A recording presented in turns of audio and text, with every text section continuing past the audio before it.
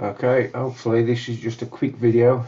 Recently had a new laptop. It's only got a 250 gig hard drive, which now doing YouTube videos and all my other hobbies just ain't enough space. So I've got myself a 1 TB Samsung SSD disk drive. To transfer that, I'm going to clone the internal disk to this new disk using a SSD enclosure connected via a USB. This is probably the easiest way to do it. So I originally tried to clone the disk to an old style spinny hard disk, but the laptop wouldn't boot from it to get the image back to the new card. So first thing we'll need to do is get the hard disk into the enclosure. So this is let's get the boxes out of the way. This is a double-ended enclosure. You've got a USB-C on one end and a standard USB on the other. You just need to grab the two tabs on the side to pull the enclosure apart, he says. There you go. This is where you'll need to put the replacement hard drive. So I've got a static wrist strap. We'll get the drive out the box. So we need to line up the slot. Don't know if you can see with this camera, but line up the slot.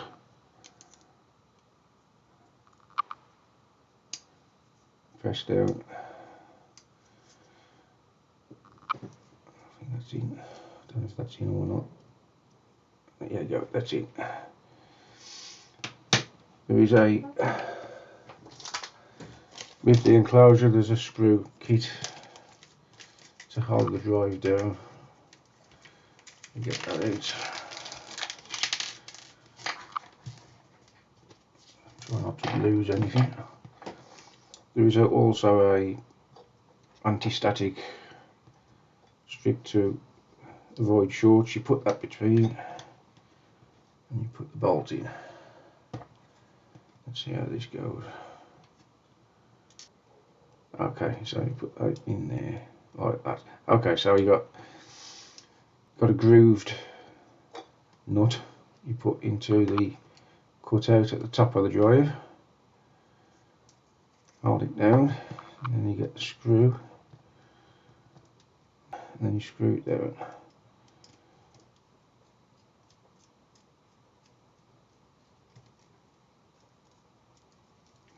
Somehow. Okay, got it. So that's in there. And you slide the disk back in. Put caps back on. I'll need this end for the USB, standard USB. Tidy up and go on to the I'll plug it in.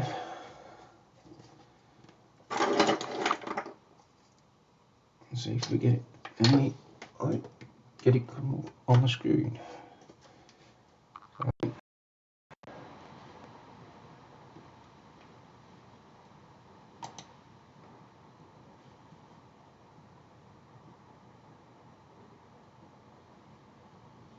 Okay, so there are several disk cloning software titles available. A lot of people seem to use this EaseUS, which I tried to use when I was backing up to the spinny hard drive. It did the clone, but the software to bring it back onto the new drive was locked out.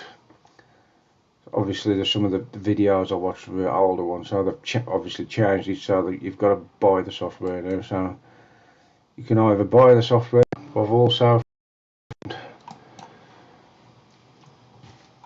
something called Macrium software, Macrium Reflect version 8. Download and install that. Open it up.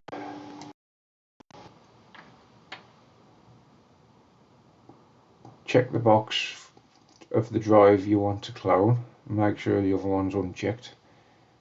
Select clone this disk. select a disk to clone to, select your new empty hard drive, click copy partitions, and then shrink or extend to fill the target disk. That will basically increase your C drive, which is this one here, to fill out the drive. All the other partitions, system partitions, will remain the same size, i.e. 200 meg, 200 meg, 128, 128, etc. Your C drive, mine's gone from 220 gig to 913 gig. So it's basically extended your C drive out to fill the rest of the disk. And then click next. This is where you can set up a schedule to do this on a regular basis. I won't be doing that, so click next. Then you'll have a rundown of all the partitions that are being backed up. Click finish. Run this back up now. I'm not going to save a definition file. Actually I will, I'll leave it as it is. Okay.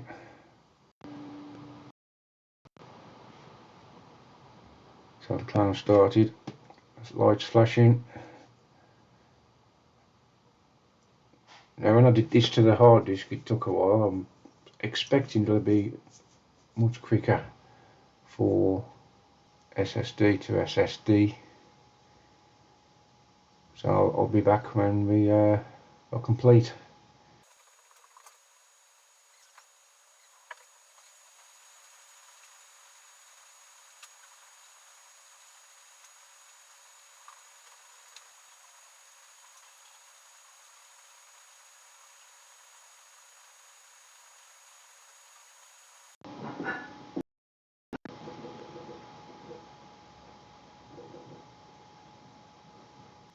Okay, that's finished. So we'll start getting the laptop apart to install the new drive. But first, we'll close everything down and we'll just see. So let's have a look. So we go into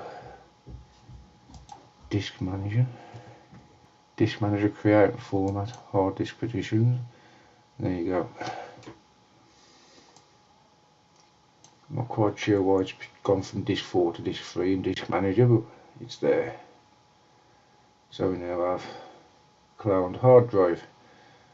So it should be just a case of swapping the drive around in the laptop and it's done. One thing to note, some C drives are encrypted. You will need to remove the encryption, otherwise it does throw up a warning in Macrium that encrypted partitions don't always work. So I've took mine off. To do that,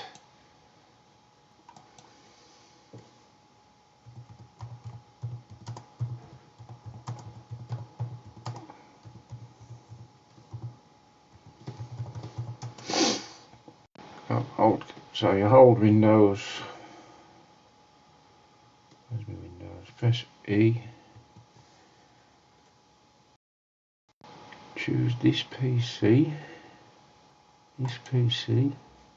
choose the choose the drive with the encryption, and then there will be a BitLocker option in the menu. Click on that and you're given a series of options to disable the BitLocker encryption. You'll need to turn off BitLocker, which I did some time ago, to be honest. Okay, one thing I forgot to do, once your drive is cloned, I'm going to the taskbar, safely remove hardware. I'm not just going to pull the drive out just in case, I'm going to safely remove it. Once you've done that, to remove hardware, and away you go. So the next task is to get the laptop apart and swap the drives over, and it should theoretically boot from the 1TB drive. And then I'll put the 250 gig drive into the enclosure to use as a backup. Okay, so now I've got the drive cloned. I'm going to remove this drive from the enclosure, put it back in its case for the time being until we get the laptop disassembled to swap them over. So again, pull the two end caps off. The two tabs at one end, just pull that out to reveal the hard drive. We undo the screw. One point to bear in mind, wrist strap, keep the static at bay. So I'll just hold the nut, turn over and undo the screw.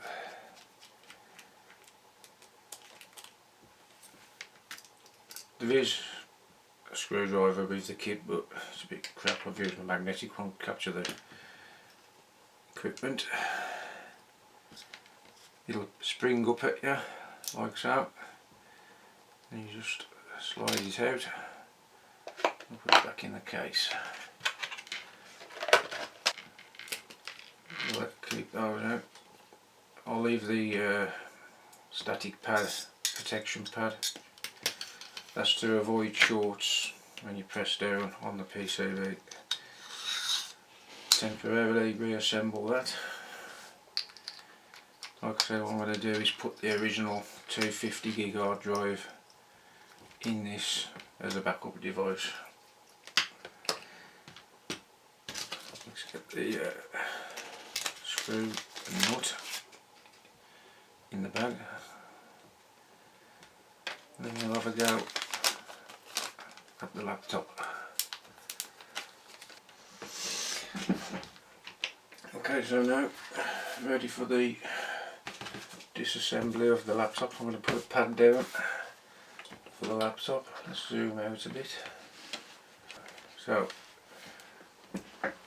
watching some previous videos, it's telling me there's 8 screws, but I can see 2, 4, 6, 7.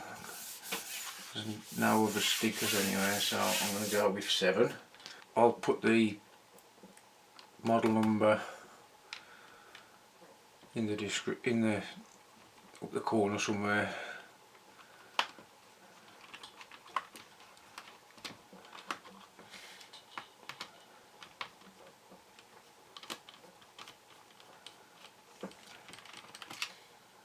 Okay. What I usually do is get an old aerosol lid, put the screws in.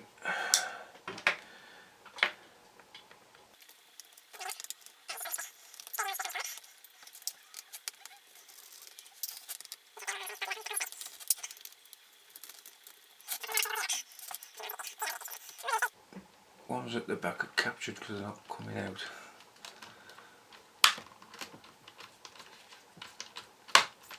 Oh, something sprung on me.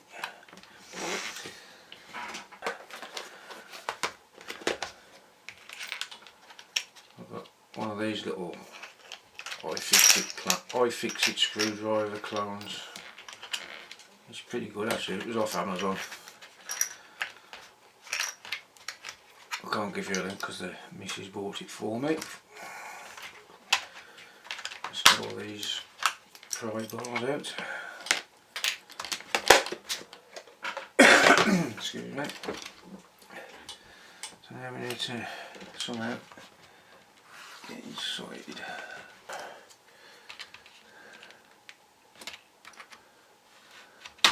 There you go. That's out. There you go. So I'll put it in, pressed up, well pressed down should I say. There's obviously tabs.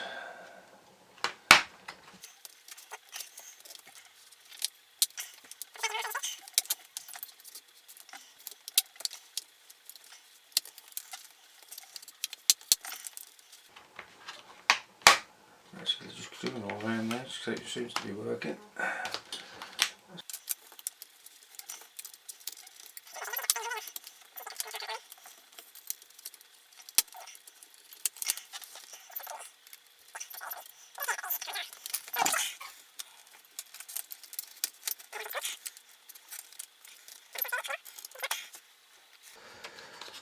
There you go. That must be a middle. Yeah, these back ones are encapsulated with little sea washers, and the other four came out. Okay, so there's the 250 gig hard disk. So I need to take that one out. We've got plenty of room for the long one. There are different lengths, so just be aware. You might, I don't know if they're all the same and they allow for long ones, or maybe you have to replace like for like. But in the Dell there's allowance for the long one. So there's a bit of tape on there. On another note, if you want, while you're in there, you want to do the memory expansion, they're under these flaps here. Right, so let's crack on with this. So there's a screw there. Don't round off your screws. That's got it.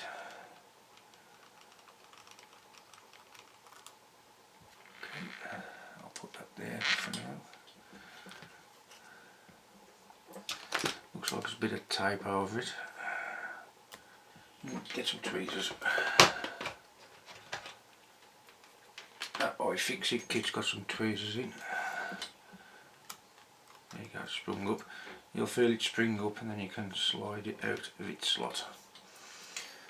Put that for safekeeping there. Now, something about this should be okay. How do we put the long one in? Hang on, I know. I'm going to have to take that tape off. Where's my tweezers gone? I don't know if you like my every time I put something down it vanishes. Did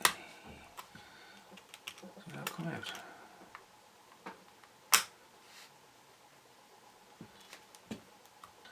It looks like there's two tabs that go under there. Let's zoom you in.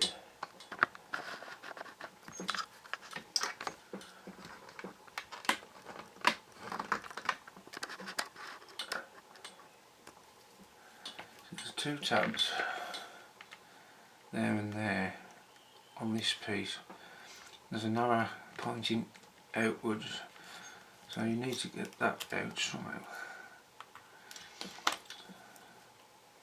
I'm thinking that slide, because I need a screw down here for the longer one.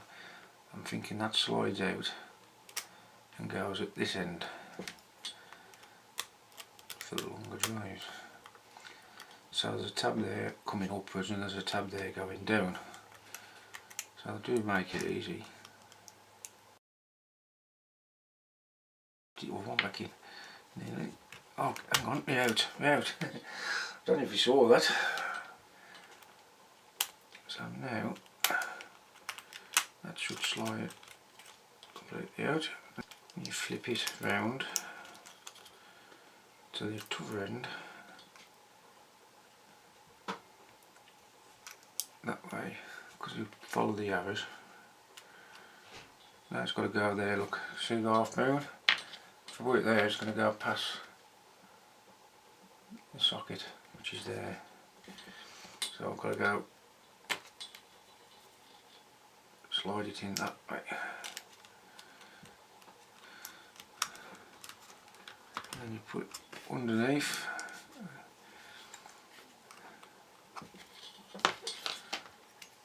And then project forward somehow. That's under.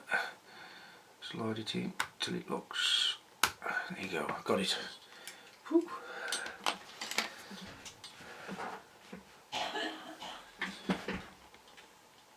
Right, okay. I had a minor panic there. I thought I hadn't got any footage of the strip down. Right, so I've got that piece of tape back on that. Line it up, slide it in, press down, get the screw in.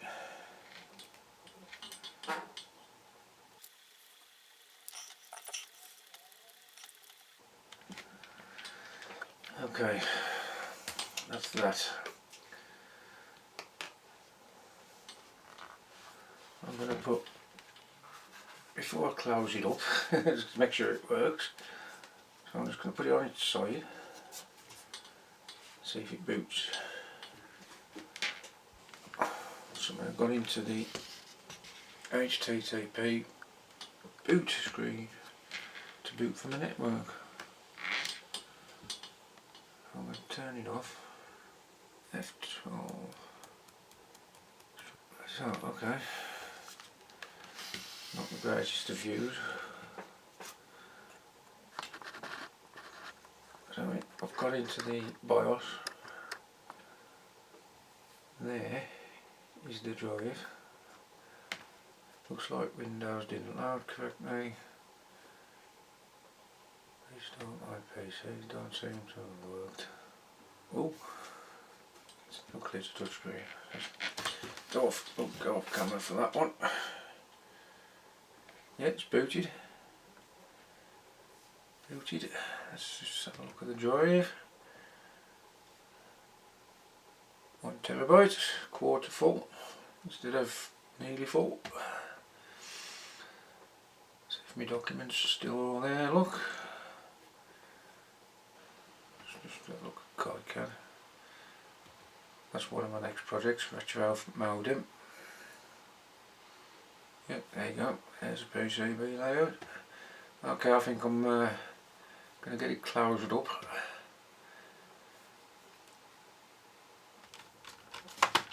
Here you go, let's give it a think. Let's turn that round and get it closer.